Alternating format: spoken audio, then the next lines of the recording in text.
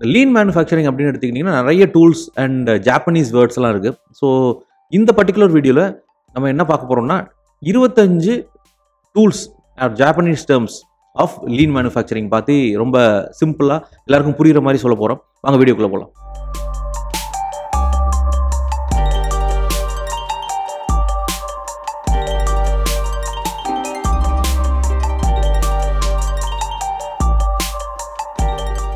நான் உங்களோட அனந்த், உங்களோட trusted lean manufacturing implementation partner and welcome to kaizen club. இந்த வீடியோவில் நம்ம top 25 Japanese words R lean tools பற்றி பார்க்க போகிறோம். Typically these words are used in lean manufacturing. ஒரு ஷாப் ஃப்ளோரில் நீங்கள் லீன் பற்றி இம்ப்ளிமெண்ட் பண்ணணும் இல்லை கற்றுக்கணும்னு நினச்சிங்கன்னா, ஒரு விஷயத்தை செயல்படுத்தணும்னா இந்த 25 டூலும் கண்டிப்பாக கேள்விப்பட்டிருப்பீங்க. அதை நம்ம எல்லாருக்கும் புரிகிற மாதிரி ஈஸியாக சொல்ல போகிறேன்.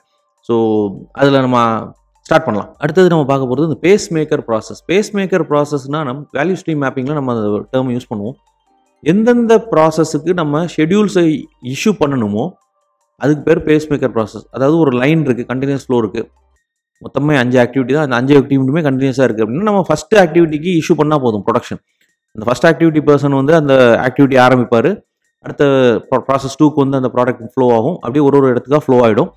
ஸோ இதுதான் பார்த்தீங்கன்னா பேஸ் மேக்கர். அப்போ ஃபஸ்ட்டு ப்ராசஸ் தான் பேஸ் மேக்கர். ஒரு இண்டிவிஜுவல் ஆக்டிவிட்டிக்கும் நீங்கள் ஷெட்யூல் கொடுக்க தேவையில்லை. செகண்ட் ஆல்க்கோ, தேர்டு ப்ராசஸ்க்கோ, ஃபோர்த் ப்ராசஸ்க்கோ நீங்கள் ஷெட்யூல் கொடுக்க மாட்டீங்க. ஏன்? லைனில் தானே இருக்குது. ஸோ வரிசையாக அது போயிடும் காம்பனண்ட். ஸோ அதனால் எந்த ஆக்டிவிட்டிக்கு நம்ம ஷெட்யூல்ஸ் கொடுக்குறோமோ அந்த ஆக்டிவிட்டி பேர் பேஸ் மேக்கர் ப்ராசஸ்ன்னு சொல்லுவோம் இன் விஎஸ்எம். ஸோ ஃபஸ்ட்டு ப்ராசஸ் இருக்கும் பேஸ் மேக்கராக. அப்புறம் நடுவில் எங்கேயா சூப்பர் மார்க்கெட் இருந்ததுன்னா சூப்பர் மார்க்கெட்டுக்கு அடுத்து இருக்கக்கூடிய ஆக்டிவிட்டிக்கும் பேஸ் மேக்கர் ப்ராசஸ் தான் பேர். ஏன்னா அங்கேயும் நம்ம ஷெட்யூல் கொடுப்போம். ஸோ இதை பற்றி நீங்கள் டீட்டெயிலாக படிக்கணும்னா நம்மளோட லீன் ஃபார் ஆல் அப்படின்னு ஒரு பிளேலிஸ்ட் இருக்குது. அந்த பிளேலிஸ்ட்டில் வந்துட்டு இந்த விஎஸ்எம் பற்றி டீட்டெயிலாக பேசியிருக்கிறோம். அதில் நீங்கள் கற்றுக்கலாம். அடுத்தது வந்து பார்த்தீங்கன்னா டாக் டைம் அப்படின்னு சொல்லுவோம். டாக் டைம் அப்படின்னா, டாக்ட் அப்படின்னா ஜெர்மன் வேர்டுக்கு அதோட மீனிங் பார்த்தீங்கன்னா ஹார்ட் பீட் அப்படின்னு அர்த்தம். ஸோ எவ்வளோ ஹார்ட் பீட், ரைட்? ஒரு மனுஷனுக்கு பார்த்தீங்கன்னா 72 அப்படின்றாங்க ஐடியலாக.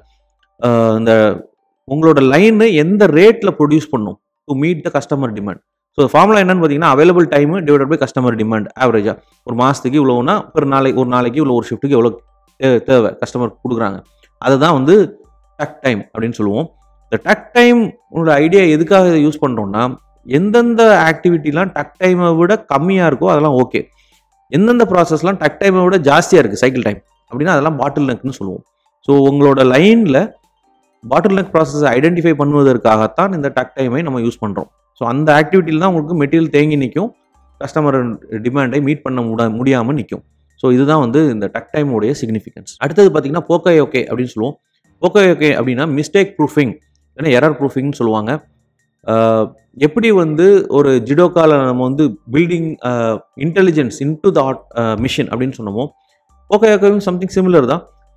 we are creating a system where the defects are prevented, right? இதில் நிறைய டைப் இருக்குது. அதில் பார்த்தீங்கன்னா வார்னிங் சிஸ்டம்ஸ், கண்ட்ரோல் சிஸ்டம்ஸ்னு இருக்குது. அப்புறம் வந்து அதோட எப்படி அந்த டிவைஸ் ஒர்க் ஆகுன்றதை பேஸ் பண்ணி செட்டிங் மெத்தட்னு சொல்லுவோம். அதில் வந்து கான்டாக்ட் மெத்தட் இருக்குது, ஃபிக்ஸட் வேல்யூன்னு இருக்குது, மோஷன் ஸ்டெப்னு இருக்குது. ஸோ டிஃப்ரெண்ட் மெத்தட்ஸ் இருக்குது. ஸோ பட் போக்கோயோகே என்னென்னா help in eliminating the error. அதாவது எப்போ ஒரு ரன் பண்ணி ஒரு ப்ராசஸ் ரன் ஆகும்போது எரர் வந்ததுன்னா அந்த எரரை ஐடென்டிஃபை பண்ணி அதை அப்போவே சால்வ் பண்ணக்கூடிய ஒரு சிஸ்டம் தான் இந்த போக்கோயோகே அப்படின்னு சொல்லக்கூடிய சிஸ்டம். அடுத்தது பார்த்தீங்கன்னா செல்லுலார் லேஅவுட். செல்லுலார் லேஅவுட் அப்படின்னா ஒரு ஃப்ளோ நீங்கள் கிரியேட் பண்ணணும். இந்த ஃப்ளோவில் நம்பர் ஆஃப் மிஷின்ஸ் விட நம்பர் ஆஃப் மேன் பவர் நான் கம்மியாக வச்சு யூஸ் பண்ணணும். 1 person can run multiple machines அப்படின்னு இருந்ததுன்னா அதை வந்து நீங்கள் ஒரு செல் கான்செப்ட் அப்படின்னு சொல்லுவாங்க. அதில் பண்ணலாம். நீங்கள் இந்த செல் கான்செப்ட் எப்படின்னா ஒரு person will load the component, then go and switch on the machine. So process ஆரம்பிக்கும். Then the person will go to the next machine, loading and then switching on the machine. இந்த மாதிரி பண்ணிட்டு then again he will come back to the original machine. So இந்த cellular conceptல என்ன ஆகும்னா there is a continuous flow inside the cell. So அதை ensure பண்ணும். Most of the cases என்ன ஆகும்னா one person can do multiple operations. ஒரு L ஷேப்லேயோ ஒரு U ஷேப்லேயோ இருக்கும். அதுதான் வந்து செல்லுன்னு சொல்லுவாங்க. நிறைய மேனுஃபேக்சரிங் கம்பெனிஸில் இந்த ஆட்டோமொபைல் ப்ராடக்ட்ஸ் மேனுஃபேக்சரிங் கம்பெனிஸில் இந்த செல்லுலார் கான்செப்டை நம்ம யூஸ் பண்ணிட்டு இருக்கோம். அடுத்து பார்த்தீங்கன்னா EPEX, every part every interval. EPEX அப்படின்னு சொல்லுவாங்க. இந்த EPEXனா என்னென்னா, நான் எவ்வளோ நாளைக்கு ஒரு டைம் சேஞ்ச் ஓவர் பண்ணுறேன், ரைட்? நான் ஹெய்ஜுங்கால் ஆல்ரெடி சொல்லியிருந்தேன், அடிக்கடி சேஞ்ச் ஓவர் பண்ணால் தான் என்னால் ஹெய்ஜுங்கா பண்ண முடியும்னு. ஸோ இந்த எவ்ரி பார்ட் எவ்ரி இன்டர்வல் அப்படின்னு நம்ம சொல்கிறோம் இல்லையா, எவ்ரி பார்ட் எவ்ரி வீக் ஆகட்டும், இல்லைன்னா எவ்ரி பார்ட் எவ்ரி டே இருக்கும். அப்படின்னா என்ன அர்த்தம்? எவ்ரி பார்ட் எவ்ரி டேனா என்ன அர்த்தம்? ஒரு நாளைக்கு ஒரு சேஞ்ச் ஓவர் பண்ணுவேன், ஒரு ப்ராடக்ட்டே தான் ஓட்டுவேன். அது முடிச்சுட்டு அடுத்த ப்ராடக்ட் அடுத்த நாள் மாற்றுவேன்.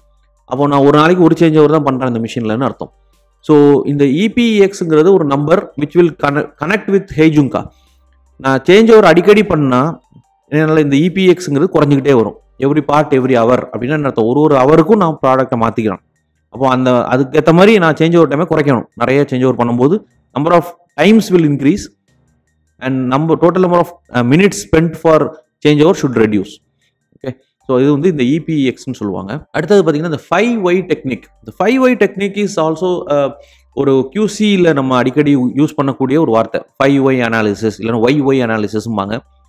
அதில் என்ன சொல்கிறாங்கன்னா இந்த ஜாப்பனீஸ் பிரின்சிபலில் ஒரு ப்ராப்ளத்தோடைய ரூட் காஸை நீங்கள் கண்டுபிடிக்கணும்னா ஏன்னு ஒரு 5 டைம் நீங்கள் கேட்டிங்கன்னா தான் இந்த 5வது ஏனில் தான் ஆக்சுவலாக அந்த ரூட் காசு கண்ணுக்கு தெரிய வரும் அப்படின்றாங்க.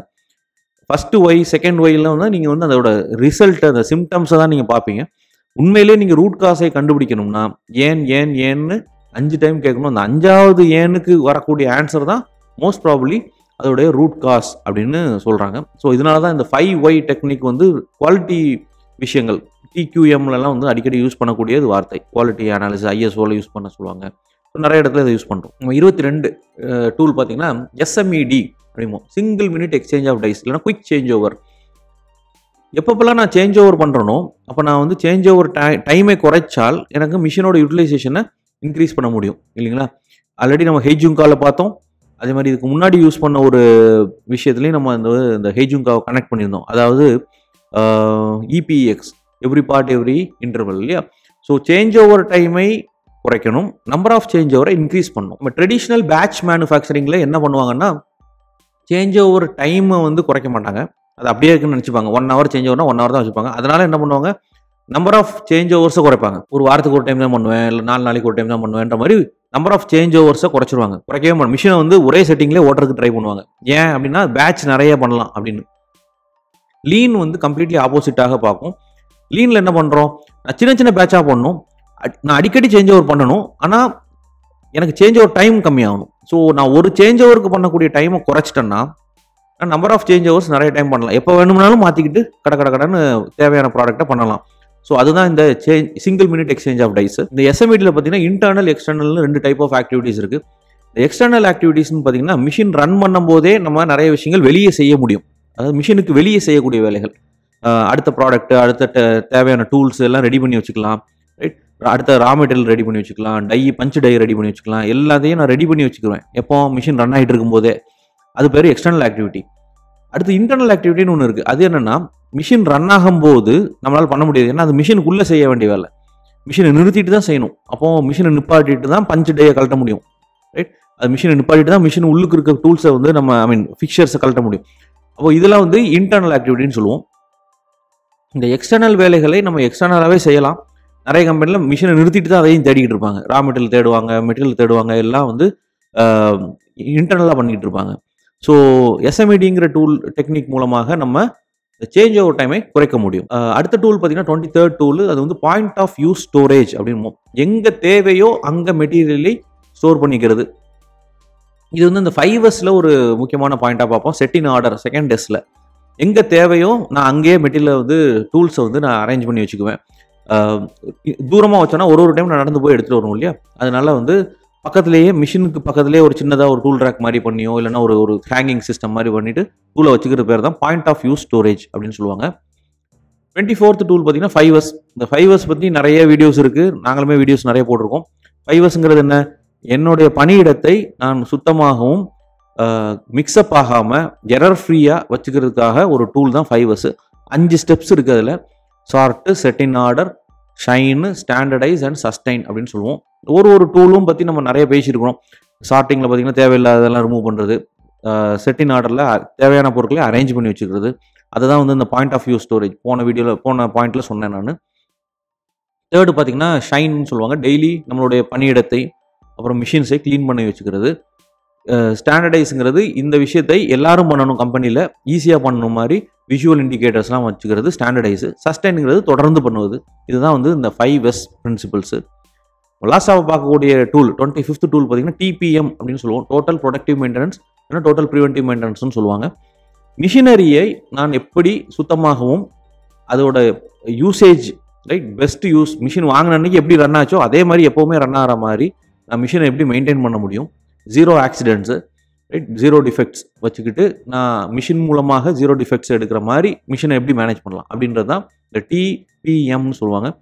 இது வந்து நிறைய கம்பெனிஸில் சென்னையிலலாம் சவுத்தில் நிறைய கம்பெனியில் டிபிஎம் ஃபாலோ பண்ணிகிட்டு இருக்காங்க. இதில் வந்து பார்த்திங்கன்னா ஒரு 8 பில்லர்ஸ் அப்படின்னு சொல்லுவாங்க.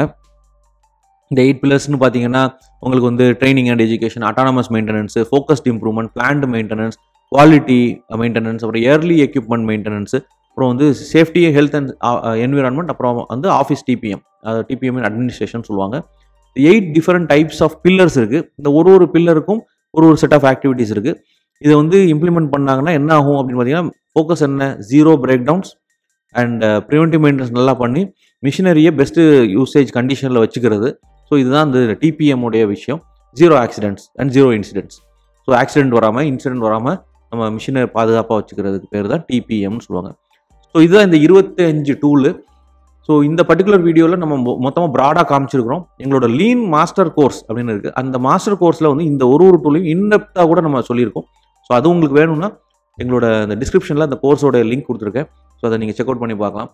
If you are interested in learning more about manufacturing management, அதாவது ஷாப் ஃப்ளோர் மேனேஜ்மெண்ட்டுக்கு தேவையான விஷயங்கள் கற்றுக்கணும்னு நினச்சிங்கன்னா MLP மேனுஃபேக்சரிங் லீடர்ஷிப் ப்ரோக்ராம்னு ஒரு ப்ரோக்ராம் இருக்குது. அதையும் நீங்கள் செக் அவுட் பண்ணி பார்க்கலாம். அதோட லிங்க்கும் டிஸ்கிரிப்ஷனில் இருக்குது. ஸோ இந்த வீடியோ உங்களுக்கு கண்டிப்பாக பிடிச்சிருக்கும்னு நினைக்கிறேன். உங்களுடைய friends and contacts who are interested in joining manufacturing companies இல்லை already working in manufacturing companies அப்படின்னா அவங்களுக்கு இந்த வீடியோ அனுப்பி விடுங்க. இந்த 25 டூல்ஸும் கண்டிப்பாக அவங்களுக்கு தேவைப்படும். So thank you very much for வாட்சிங். உங்களை அடுத்த வீடியோவில் பார்க்குறேன். See you. Bye-bye.